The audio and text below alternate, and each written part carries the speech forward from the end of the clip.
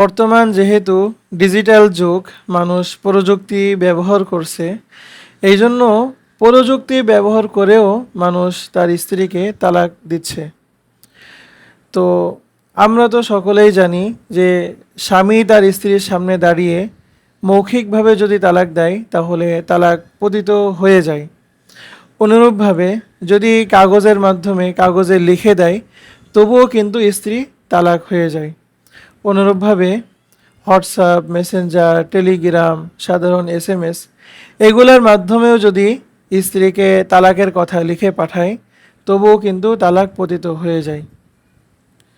এমনকি যদি একেবারে স্পষ্ট এমন শব্দে লেখে যে আমি আমার স্ত্রীকে তালাক দিলাম, এরকম শব্দে যদি কেউ তার স্ত্রীকে লেখে তো দেখা যাচ্ছে এসএমএস লিখে এরপরে তার মত পরিবর্তন হলো, সে মনে করলো যে না, আমি তালাক দিব না, আমি আমার স্ত্রীকে স্ত্রী হিসাবে রাখবো।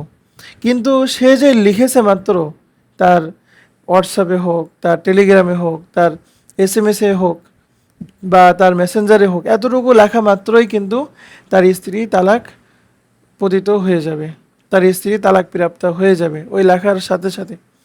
ওই টেক্সট সে তার স্ত্রীকে পাঠাক বা না পাঠাক, সর্বাবস্থায় তার স্ত্রী তালাক প্রাপ্ত হয়ে যাবে।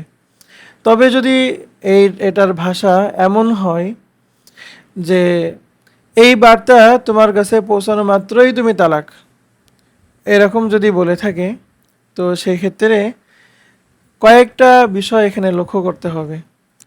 যে সময় এখন দেখতে হবে যে স্বামী ওই লেখা লিখে, অর্থাৎ এই বার্তা তোমার কাছে পৌঁছানো মাত্রই তুমি তালাক, তো এই বার্তাটুকু লিখে যদি এসএমএস মুছে দেয়, এসএমএস তার স্ত্রীর কাছে সেন্ড না করে, তাহলে কিন্তু তালাক পতিত হবে না। কারণ এই তালাক পতিত হওয়ার জন্য তার স্ত্রীর কাছে কিন্তু ওই বার্তা পৌঁছানোর শর্ত সে করেছে।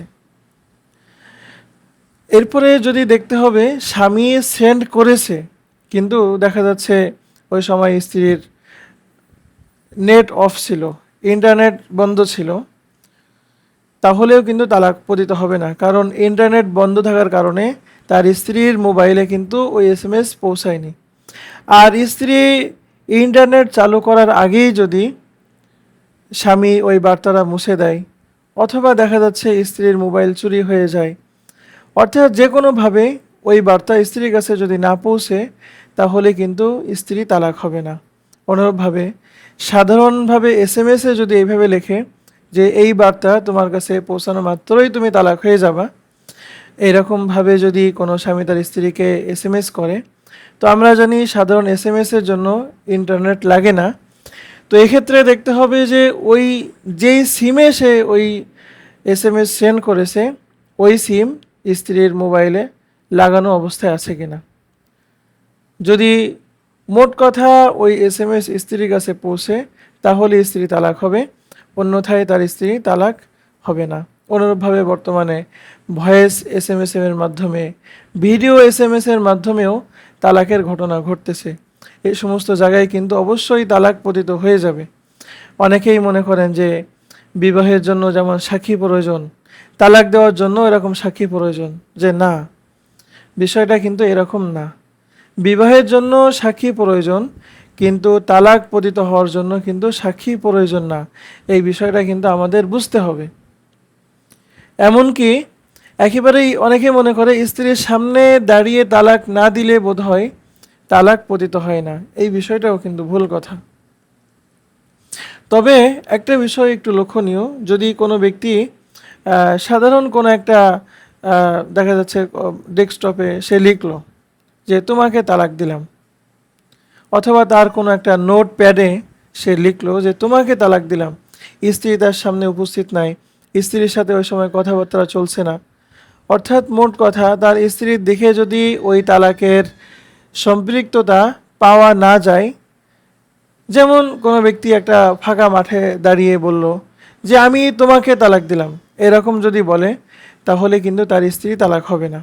কারণ এই তোমাকে কে, তার স্ত্রী তো তার সামনে উপস্থিত নাই, এই জন্য এই অবস্থায় কিন্তু তার স্ত্রী তালাক হবে না।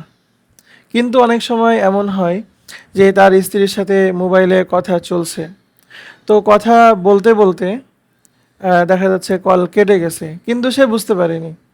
তো সে বলল যে তোমাকে তালাক দিলাম, তাহলে কিন্তু তালাক পতিত হয়ে যাবে। কারণ এই যে তোমাকে তোমাকে মানে যেহেতু স্ত্রীর সাথে কথা চলছিল, এখন এই তোমাকে মানে এটা সরাসরি স্ত্রীর দিকেই সম্পৃক্ত হবে এবং তালাক পতিত হয়ে যাবে।